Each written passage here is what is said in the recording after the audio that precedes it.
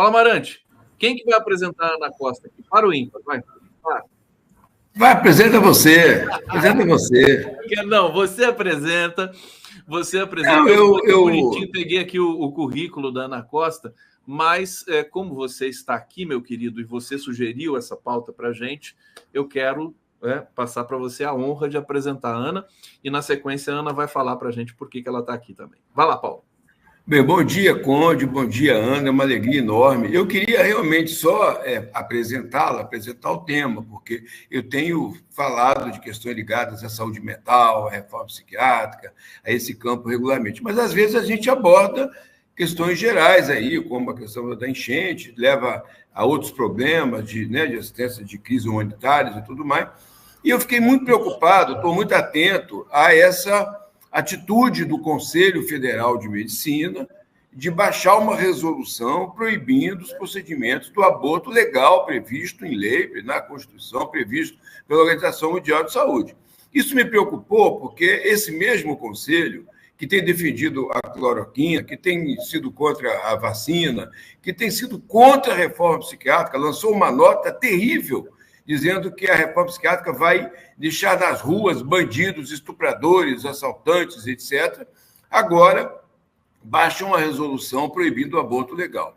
Isso me chamou a atenção de ser um procedimento que está conectado com os demais procedimentos do Conselho Federal de Medicina e ligado a uma atitude da ultradireita, extrema-direita internacional, de ataque aos direitos das mulheres, das minorias, das lutas identitárias, etc. Eu achei que ninguém melhor do que a nossa querida Ana Costa, médica sanitarista, doutora em Ciências Sociais, ex-presidente do Centro Brasileiro de Estudo de Saúde, eu sempre falo do CEBS, fundado por Davi Capistrano, Sérgio Aroca. Então, a Ana vem de uma linhagem de sanitarista importantíssima, que é uma líder feminista e que poderia abordar para chamar a atenção da sociedade brasileira para o que está havendo por trás dessa iniciativa do Conselho Federal de Medicina. É isso, pô. Paulo Amarante, meu queridíssimo sócio aqui no nosso programa, toda terça-feira conosco, sempre com pautas maravilhosas. Ana Costa, então vou pedir para você explicar para a gente. Aqui o mini currículo da Ana Costa está aqui embaixo. Ela é médica sanitarista, feminista, doutora em Ciências da Saúde, diretora do CEBS, Centro Brasileiro de Estudos da Saúde. O que o Conselho Federal de Medicina fez? Conte para a gente, Ana Costa. Seja bem-vinda. Obrigada, Conde. Um prazer te encontrar, mesmo que seja por aqui, Paulo Amarante, meu querido amigo. De fato, eu acho que a história se repete nesse momento em relação à categoria médica e, especialmente, em relação à representação do Conselho Federal de Medicina, que vem tendo desde a pandemia, e não só desde a pandemia. Há alguns anos, a direita tem estado dirigindo o Conselho Federal de Medicina e vem praticado atos antidemocráticos e anti-direito à saúde, como, por exemplo, a saída do Conselho Nacional de Saúde desse colegiado. Né? Então, acho que embora é importante lembrar que o Conselho e as outras entidades médicas estiveram conosco na época do movimento da reforma sanitária, em um tempo de luz, né, de democracia. Então, esse Conselho ele vem se aperfeiçoando em práticas pouco democráticas, nada democráticas, na verdade, e cada vez mais misóginas, mais contra os direitos sexuais e reprodutivos das mulheres. Também, o Paulo Amarante lembrou muito bem, a atitude do Conselho nos tempos da pandemia foram atitudes de apoio ao negacionismo, de orientação para um campo de autonomia médica absolutamente enviesado, não é? Porque a autonomia nossa, dos médicos, das médicas, é uma autonomia que tem que estar mediada pela ciência, ela tem que estar mediada pela boa prática, ela não pode ser absoluta, como o Conselho preconizou quando liberou o uso da cloroquina e ivermectina e outras medicações sem qualquer impacto real sobre a doença. Bom, recentemente, lembre-se que o Conselho será renovado agora em agosto. Na primeira semana de agosto haverá eleições. Essas eleições ocorrerão em todos os estados, cada estado apresentará um titular ao Conselho Federal de Medicina e um suplente. Portanto, é um momento político muito delicado e o Conselho está fazendo política. E está fazendo política nesse campo da ultradireita, não é? Nesse campo da anticiência, nesse campo de negar a própria lei, como ele fez nesse caso da proibição dos médicos do uso da aplicação do procedimento da sistolia fetal, que é um procedimento extremamente recomendado e cientificamente comprovado, que humaniza o atendimento das mulheres que precisam interromper uma gravidez que foi decorrente de um estupro, de uma violência sexual. É o que nós chamamos de aborto legal. Né? Aborto legalizado pelo Código de Ética, pelo Código Penal, cuja idade nós temos que lembrar que data de 1940. Então, é um direito adquirido há muitos e muitos anos. Muito embora os serviços que prestam esse tipo de assistência só tenham sido inaugurados no Brasil, Conde, em 89, com a gestão da Erundina. Veja você, aí em São Paulo, né? Desde então, nossa luta tem sido que esse serviço se espraie Brasil afora, mas ele nunca foi, de fato, um serviço que tenha dado acesso a todas as mulheres que dele precisam. Porque a violência, lamentavelmente, a violência sexual, é uma prática muito comum, muito frequente nas famílias, e ela acontece dentro das próprias Aliás, o lugar, famílias. desculpa, Ana Costa, o lugar mais perigoso, né, para a casa. a violência é a casa.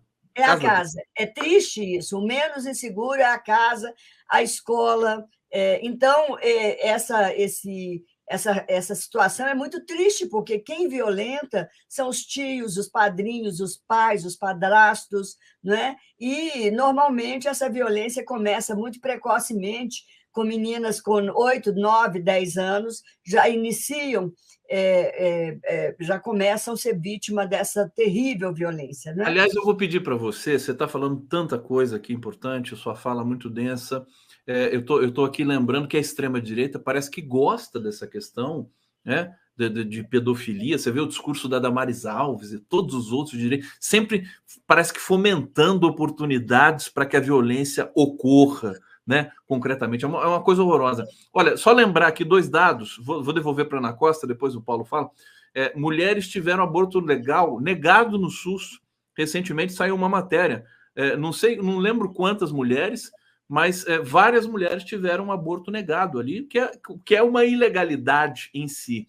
E também lembrar, viu, Ana Costa, que o STF definiu a construção de novas faculdades de medicina atrelado a mais médicos, o que é uma coisa boa no sentido de que deve confrontar também os interesses do Conselho Federal de Medicina, né, já que eles representam interesses também que são de ordem privada. Desculpa, deixa eu devolver para você, você comenta... Aliás, você toca no assunto que é muito importante, né? Quer dizer, que é essa mudança do Conselho Federal de Medicina. Essas eleições, Conde, está tendo um movimento de resistência dentro da categoria médica que nós precisamos de celebrar aqui.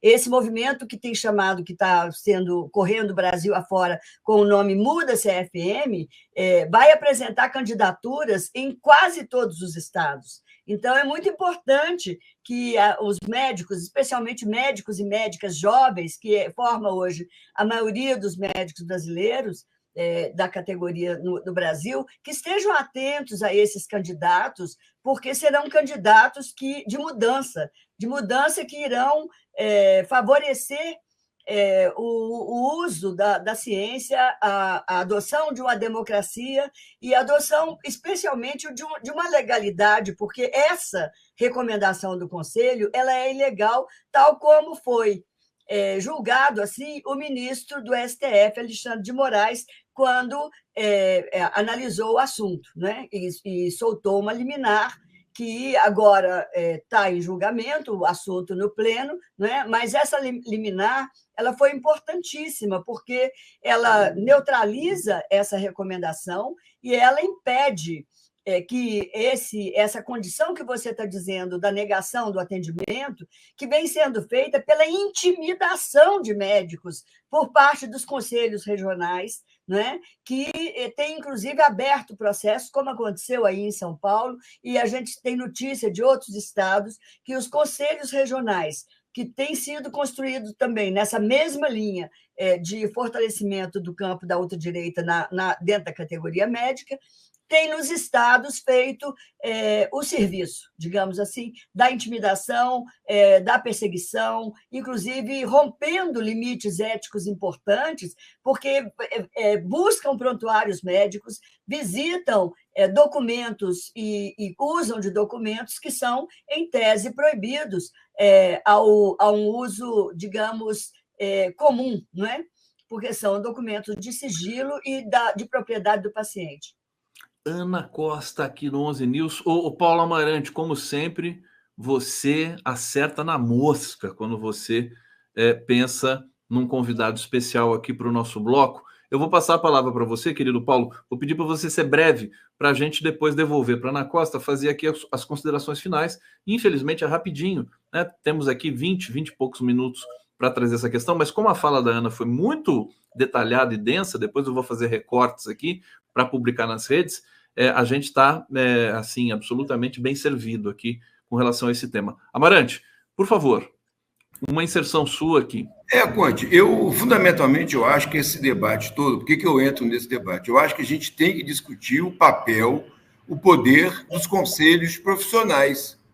É a mesma coisa, você tem um problema de uma denúncia, de um erro médico, de uma negligência, de problema, você é julgado por um colégio suspeito, um colégio que está ligado a um conflito de interesse. É a mesma coisa que os crimes militares, você tem que ter uma forma de inserção da sociedade sobre esses conselhos. O fato do Conselho Federal de Medicina sair do Conselho Nacional de Saúde, que é a instância máxima criada na Constituição para ouvir todos os setores da sociedade, diz o seguinte: a saúde é coisa importante demais para ficar na mão só dos médicos. Veja aí agora, por exemplo, o ministro do Supremo Tribunal dizendo, né, então, você não pode deixar a política de saúde ficar atrelada aos interesses de corporação. Essa é uma questão que a gente tem que rever. Começando agora por essas eleições, mas temos que repensar o Conselho da mesma forma que outros tribunais reguladores de profissões, do militar aos profissionais, né, de liberais. Perfeitamente. Aqui feito esse desabafo, esse apelo aqui do Paulo Amarante, eu quero aproveitar então pedir para a Ana Costa comentar essas questões que o Paulo levantou aqui e uma última pergunta, quer dizer, o que uma mulher humilde que chega no SUS, que foi violentada e que quer fazer um aborto dentro dos trâmites legais, deve fazer se o SUS negar fazer esse aborto legal? Qual que é o procedimento? Conde, o SUS é regido pelo princípio do universalismo, ou seja, a rigor, o SUS tem que atender todas as pessoas, mulheres, homens e mulheres com demandas essas ou aquelas, inclusive pela interrupção de uma gravidez. Nós esbarramos aí em um problema que é muito grave, porque a existência de serviços que realizam a prática da interrupção da gravidez nos casos de abortamento legal são muito poucos. E durante o governo Bolsonaro, foram reduzidos ainda mais. Nós não podemos esquecer aquela terrível situação que foi negado um atendimento a uma menina de 11 anos no estado de Santa Catarina e que houve uma intervenção direta da então ministra Damares. Né? Há um conjunto de projetos de lei no Congresso Nacional que induz que as mulheres levem até o fim a sua gravidez e que entreguem para o Estado os seus bebês. Teve um caso que me chamou muita atenção de que obrigaram uma mulher a escutar o coração do Isso foi feto. recente, é terrível isso. É uma coisa desumana, é uma situação, veja você, é absolutamente legítimo. Eu acho que nós temos que convidar a todas as pessoas que nos ouvem aqui a pensar numa situação de uma mulher da sua família, de uma filha, de uma companheira, de uma irmã, que tenha passado por uma violência sexual e que tenha engravidado. Pensar com essa disposição de analisar o quão terrível é isso, quão doloroso é essa dor de estar carregando no seu útero um produto de uma concepção violenta, né? Que em nada tem de lembrança, né, Paula Amarante? Nada traz de sanidade mental numa situação dessa, né? Então, quando você induz essa mulher com a intenção de fazê-la desistir da interrupção da gravidez, para que ela ouça o batimento fetal, para que ela veja a imagem, para que ela se comova de alguma forma com aquela gravidez e ela reverta a sua opinião, isso tudo é uma outra violência. É um conjunto de violências sobre violências, né? As mulheres acabam sendo triplamente violentadas quando são submetidas a esse tipo de constrangimento, né? E de negação da sua autonomia, da sua escolha, né? As mulheres, elas precisam de ser respeitadas e o SUS precisa de fazer isso. Nós temos a objeção de consciência, que está no nosso Código de Ética Médica. A objeção de consciência é aquela que um médico pode negar-se a fazer um atendimento se aquilo fere a sua consciência e os seus valores religiosos ou de qualquer natureza, mas a objeção de consciência não tira a responsabilidade do serviço. Um profissional pode alegar uma objeção de consciência, mas o serviço tem que dar conta de uma outra equipe, de um outro profissional que realize o atendimento. E que esse é um desafio, inclusive, para o governo. Nós precisamos de expandir o serviço de aborto legal. As mulheres não podem ficar à mercê da falta de acesso, porque essa falta de acesso retarda o atendimento, faz com que as gravidezes avancem, e isso significa que aumenta cada vez mais as dificuldades e o acesso ao direito da mulher interromper a gravidez quando isso é um procedimento legal. E nós acompanhamos o volume de violência contra a mulher nesse país, feminicídios e estupros de crianças de 11 anos, até de 10 anos, casos que aparecem aí. Quer dizer, imagina a demanda para o aborto legal no SUS, num país gigantesco como o Brasil, né, desigual, deve ser uma enormidade, quer dizer, é um problema que o governo tem que estar eu acho que é importante dizer sobre isso, porque a demanda ela engasga, ela afunila, especialmente para meninas jovens que moram em áreas rurais, para meninas pobres, para adolescentes e meninas negras, e isso mostra mais um outro caráter, mais um outro aspecto da desigualdade. Agora, eu queria também fazer um apelo, porque não é só o SUS. Os serviços privados daquelas mulheres que têm planos de saúde devem ser obrigados a atender essas mulheres também. Não é só o Sistema Único de Saúde que deve fazer a interrupção da gravidez, que é um direito. É direito também, e esse é um debate que não se faz, que os planos privados passem a colocar e oferecer essa alternativa para as mulheres que são... porque as mulheres de alto poder aquisitivo, elas vão em clínicas clandestinas e tudo bem, ninguém nunca sabe, né? É aquela coisa que a gente conhece. Gente, debate importante para o Brasil, para a questão nossa de saúde pública e de combate à violência contra a mulher e tudo mais. Eu quero agradecer demais a presença do Paulo Amarante aqui. Ana Costa, querida, vou chamar você de novo, viu, para falar desse e de outros temas aqui no nosso programa. Com prazer imenso de receber, viu? Amarante, como é que tá a vista, Amarante? Tá boa já? Ainda não. Estou melhorando. Quase. Mas está devagar. Paciência, tempo. Tá no caminho. Amarante acabou de fazer uma cirurgia, né, na vista, e a gente está aqui torcendo para que tudo volte ao normal o mais rápido possível. Zé Carlos Faria está dizendo aqui, Pedala Brasil talvez remeta às pedaladas fiscais. pode não ser uma boa se aproveitada pelos bolsominions. Eu discordo de você, viu, querido Zé Carlos Faria? Eu sugeri aqui pro Gilmar Tato, vou reforçar lá. Depois eu explico hoje na live da noite por que eu acho que não tem problema. Fernando Bai, CFM, mesma coisa do Andes. Elite sendo elite. Elites sendo elite. Obrigado, gente. Obrigado a todos que nos acompanharam. Amanhã estamos de volta com mais um 11 News. Amarante quer dizer alguma coisa? Não, só agradecer e despedir as pessoas que estão sempre aí assistindo, participando. Muito importante esse programa. Muito bom. Obrigado, gente. Valeu, Ana. Obrigada, Conde. Um abraço. Abraço a todo mundo.